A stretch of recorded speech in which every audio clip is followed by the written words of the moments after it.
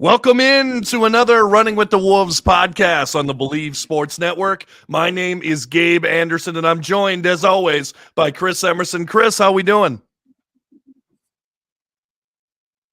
We're doing well. We're doing well. Big game. We had a tough loss versus Denver, but, sometimes all losses aren't terrible. I thought we played pretty well. Yeah, I thought we did too, and we'll talk about that in a minute. But first, I do want to mention we're doing it again. We will be at the Park Tavern for the Thirsty Pups Wolves watch party next Friday. So the 29th, going to be doing a live podcast at halftime, giving out some prizes as well, and it should be a good time. Yeah, I'm excited for it. We get to see Denver again. Hopefully we'll be at full strength. We'll be able to give them a little better show. And, hopefully it'll be a full crowd. Hopefully, yeah. So come on out to the Park Tavern, St. Louis Park, and we'll just have a ball. And so let's get into it right now. Let's start out with the news that came through today that Mark Lowry and A-Rod have, according to Shams, have submitted signed financial documentation to the NBA to complete an acquisition of the majority controlling ownership of the Minnesota Timberwolves and links from Glenn Taylor. So it's been a little bit of a ride for the Mark Lowry A-Rod camp. There have been reports that came out that apparently some backers basically said no and backed out, but they found some more, and it sounds like they got to the finish line. Your reaction to this? We'll see. That's my reaction. I've heard this type of stuff before. I think it still needs to be approved by the NBA. But yeah, hopefully they say middle of next month stuff will be taken care of, and that'd be good. I'm not fully confident in this group. I've been pretty transparent with that. It's real fishy to me. This whole purchase, how it went through, how they've had to bring in multiple investment groups, how a group like the Carlyle Group that's like $400 billion in equity pulled out at the last minute. The fact they even had to bring those guys in to pay for it is suspect. Pushing deadlines back. There's a lot of stuff I just haven't liked with this ownership team. But I'm also not a billionaire and I don't handle in those types of investments. And maybe this is a kind of a normal thing that happens. I'm not sure, but I hope they just have enough money to build a new stadium and give Anthony Edwards a super max. And if we do that, I'm good to go. So you're a little suspicious. You're not sure that. Yeah. Supposedly Mark Lowry has like $5 billion or something like that, billion with a B. And that's wonderful. That sounds great. It would make him one of the richest owners in the league, right? Mm-hmm. But if that was the case, why has it been like a 3-year purchase plan, like on layaway? Why is he buying a team on layaway? That's never happened before ever in the history of professional sports that I know, that a purchase has been this long of a process. Second, why has he missed payments multiple times on this whole process, by months, and have 6 months late on a payment, didn't make a payment? That's suspect to me. And then the last 2 payments, they've had to bring in outside investors to cover the bill. Maybe they're just using other people's money. I don't know. I don't know how, billion-dollar investments work, but if I was to say, are you fully confident that the money is there for this to be, a well-run organization that's plush with cash that can build a whole new stadium like A-Rod has said he wants to do that privately? A team that's going to have to be paying $100+ million in salary cap penalties starting in a year or so. Is this ownership group going to be the ones that can afford that? All signs lead to no right now, but hopefully I'm wrong, and hopefully they have plenty of money and everything goes smooth. We'll see. I did hear, I've been hearing some rumblings that part of the reason to address the part where it takes a long time for them to buy the whole team. I have heard rumors that, or A-Rod has said that he wanted to kind of like learn from, almost like on-job training, like learn from Glenn Taylor of how to be an owner, how all this stuff works. Because I think that A-Rod has worked in a lot of financial arenas. This is just a new one for him. I'm going to guess that A-Rod has worked in 0 financial arenas, like other than playing Major League Baseball, and maybe little things like little businesses, but not like this sort of thing. And I do like that. I think that's a great idea to learn from Glenn Taylor. I mean, Glenn Taylor was the director of the board of governors for the owners for many years. Like he was in charge of all the owners. Like this guy knows what he's doing. Um, and I think it's great to learn from him. That doesn't quite explain why they've missed so many payments and had to bring in outside funding, though. But yeah, that's fair. On the learning part, I think that's great, and I'm glad they did that. And I hope they brought in they learned something great from Glenn because he's been in the game for a long time. He definitely has some information he can pass. Well, I do want to mention I crunched the numbers a little bit. By the way, if you don't use it, statmuse.com is a great place to find stats and stuff like that. But I ran the numbers, and since it was announced that Lori and A-Rod were buying the team in May of 2021, the Wolves, or actually I have the exact date, May 14th, 2021, the Wolves are 136-99. So 37 games over 500, which is not a usual occurrence for us. No, let's keep it going. I don't think that has too much difference from the date that we drafted Anthony Edwards, but similar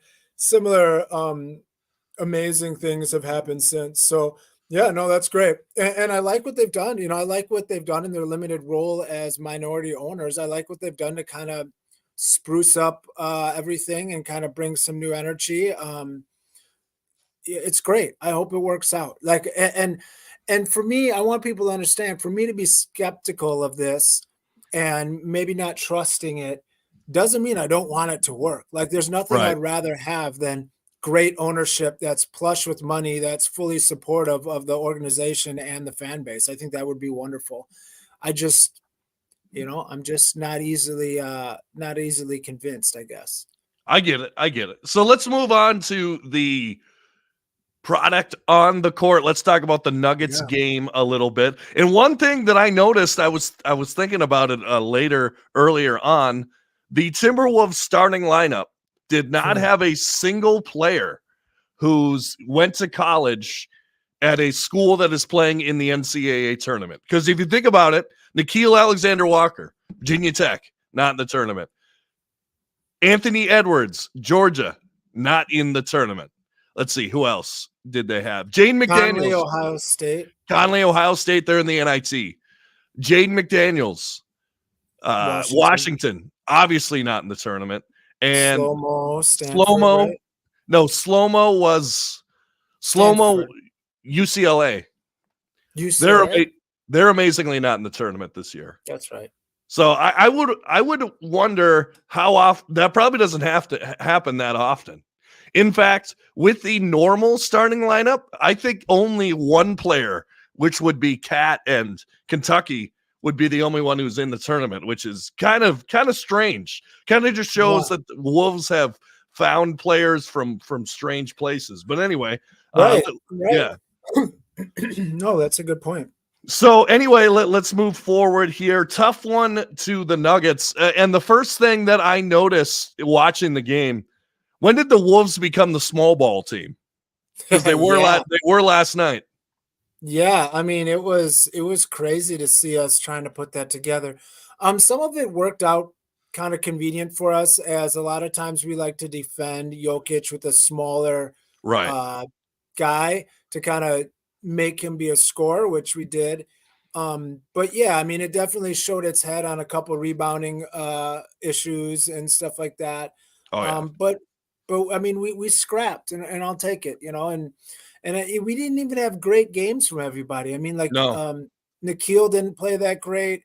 Obviously a lot of the guys are missing.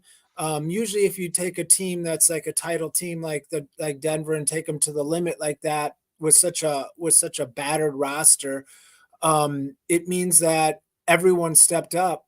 And in reality, just one person really did, and it's the guy we've been begging to step up for the last 2 years. So I'm glad Yep. that came through.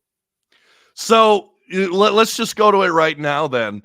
Do you think this is the turnaround game for Jaden McDaniels? Because last time he had a turnaround game, which he had 26 points against the Kings, he had a stinker the next game, went 3 of 9 and had 6 points. Is it finally the turnaround for Jaden? Or is it showing that Jaden needs a different flow on the court to succeed? What do you think? I think it was dumb luck. Okay. I mean, I think he's played 271 basketball games for the Timberwolves, and most of them he's started. I think he started out of all of those. I think he started probably 80% of. Yeah, he started 195 games. So he started 195 games. He's averaged 28 minutes a game, right? Mm-hmm. That's starter time, and he's scored over 25 points 2 times in 195 games starts, in 195 starts in 271 games. 2 times he's scored over 25, man. This guy's just not going to score. It's just what it is. And that's okay. He's just not that guy. Like, it's not coincidence that if you look at his per 36, which I know some people don't like to look at per 36 because people are scared of stats.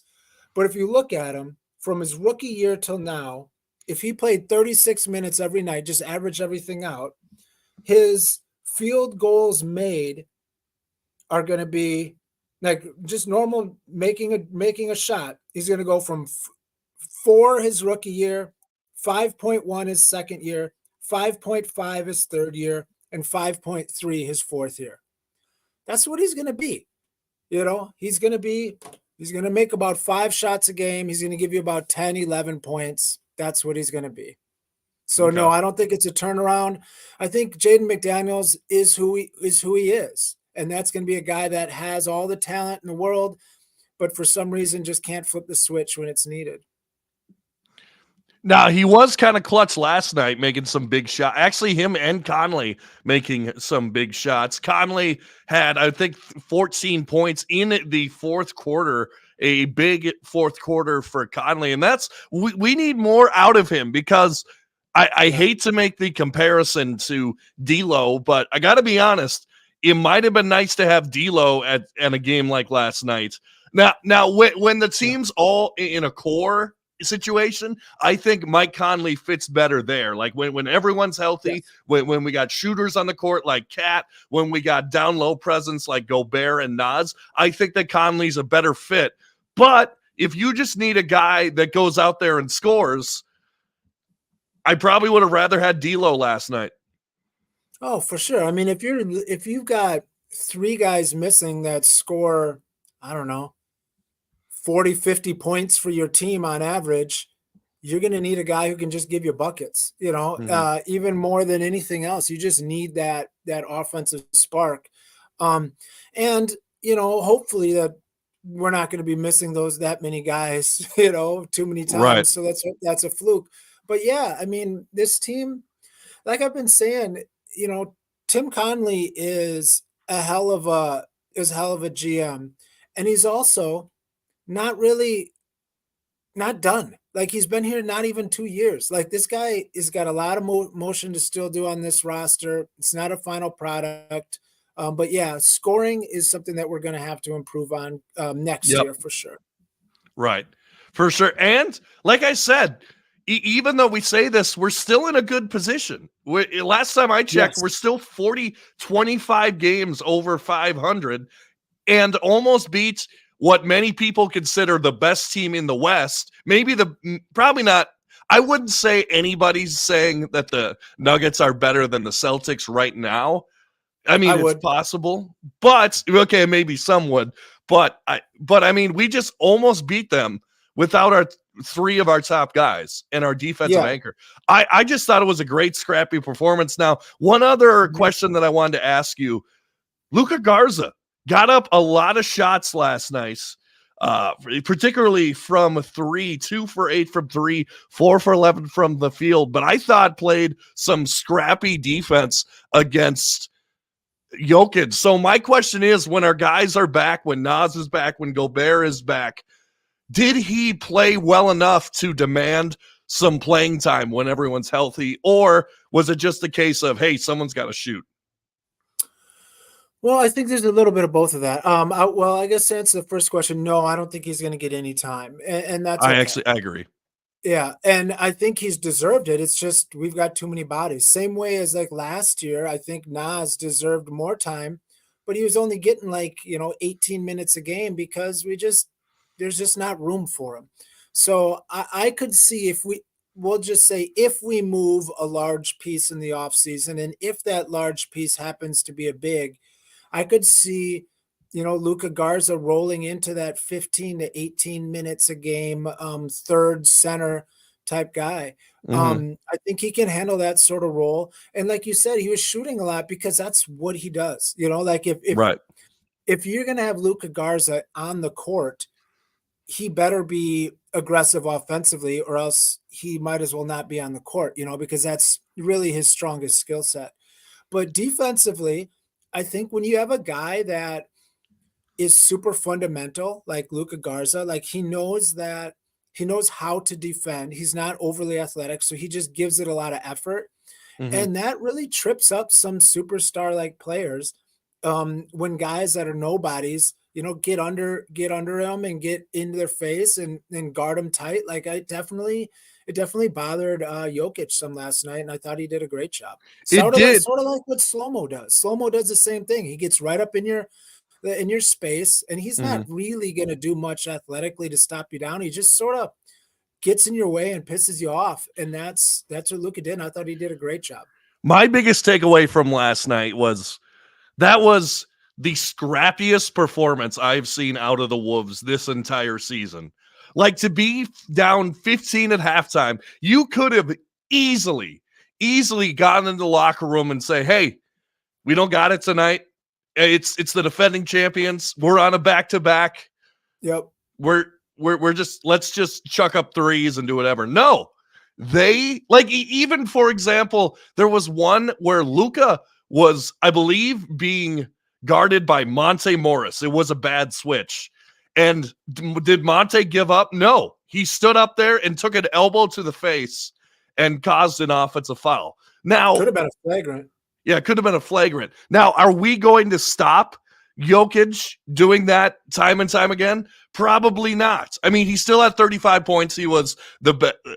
Let's be honest, fans. He was the best player on the court last night. And he's the best player. He's probably the best player on the planet, to be honest. But I mean, for what we had and the final result, and to be up in the fourth quarter with a chance to win the game. I mean, we were up 4 with 5 minutes left to go? Or I believe it was 7 minutes left. Because I remember we were up. There was a foul. We were up 3, and Ant came into the game. And don't get me wrong, I'm not blaming this on Ant whatsoever. But Ant came turnover. Yeah, Ant came into the game, and we were up. They hit a free throw, so they made 1 of 2. So we were up 4 with about 7 minutes left to go.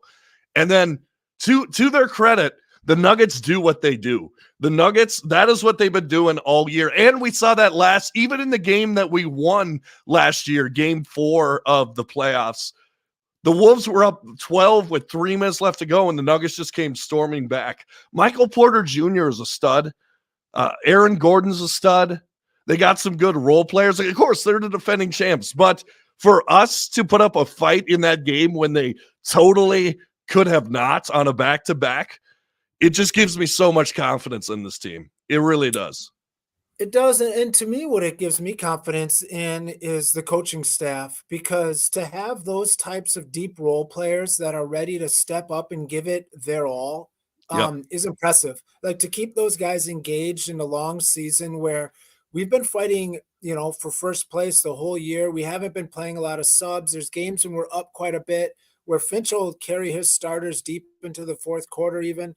So yeah, to keep those guys still locked in where they come in and give full energy is amazing.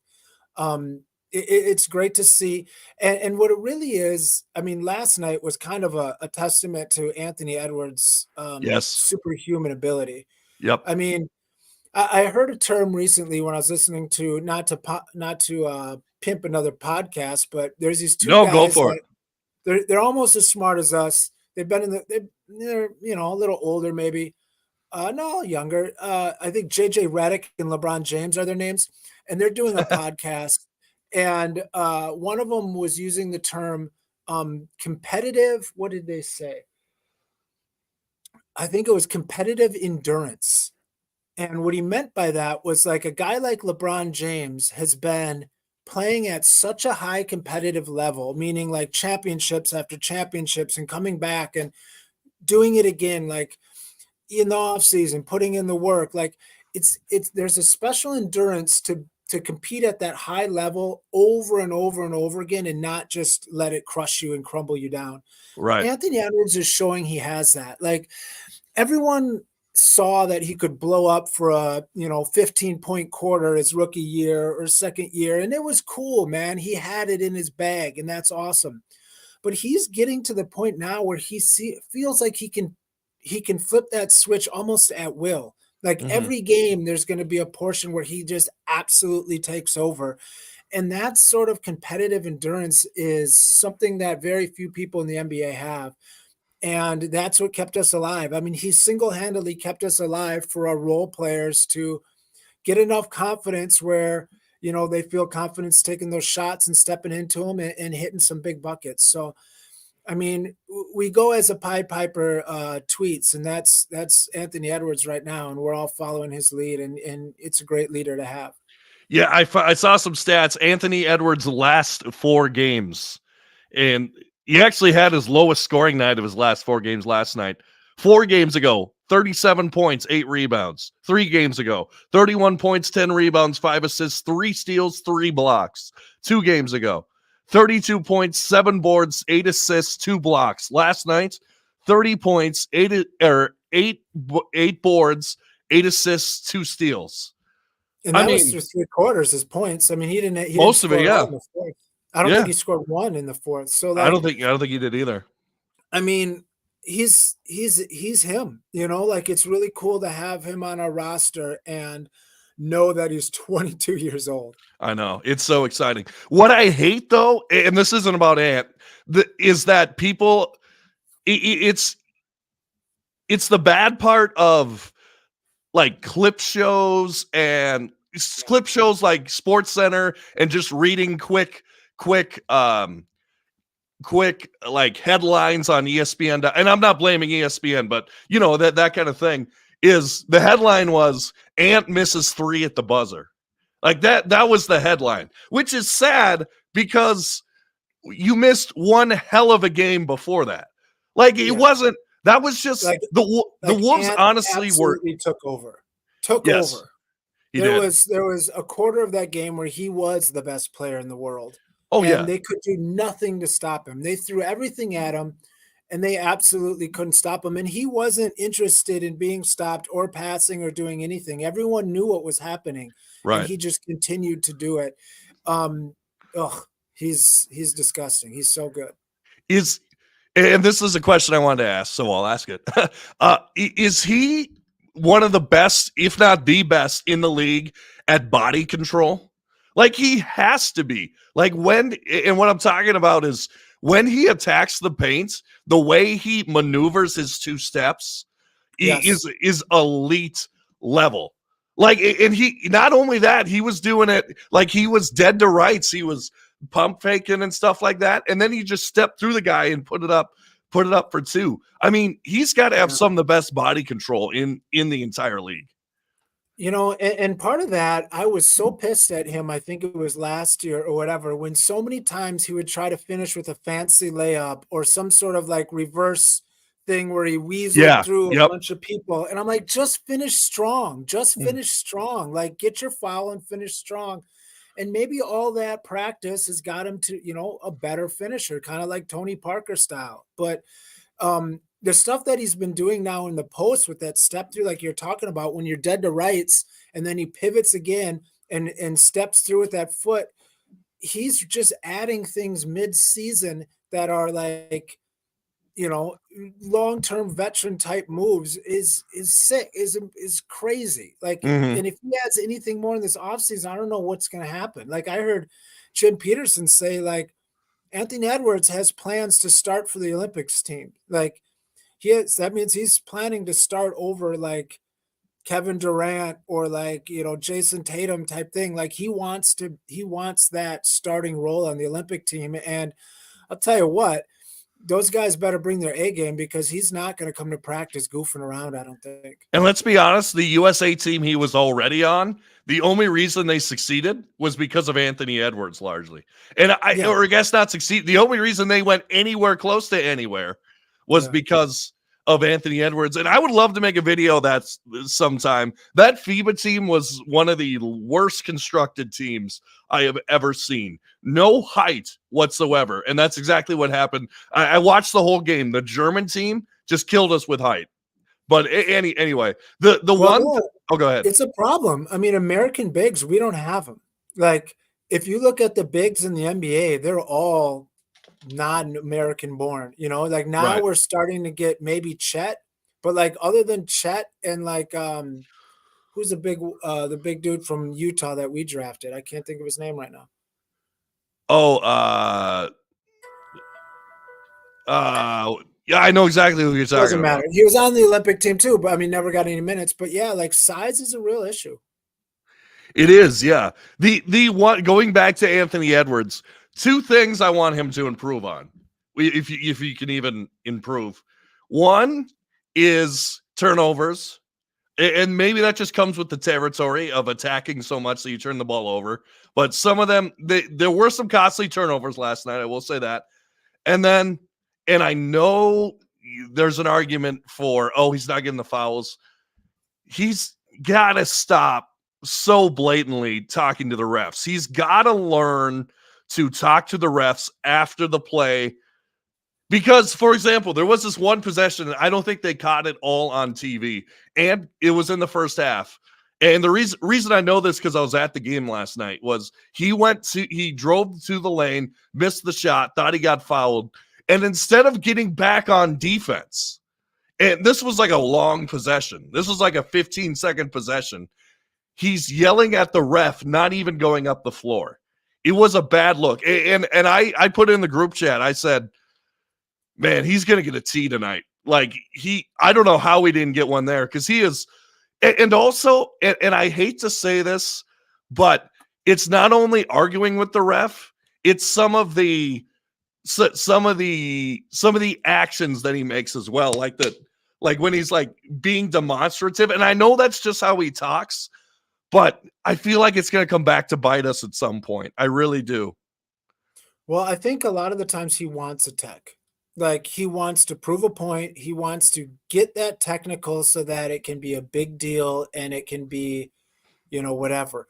But part of the problem is he's not getting fouled on some of those, or they're very minor fouls. Like, Yeah. yes, do some guys get those calls? Sure they do.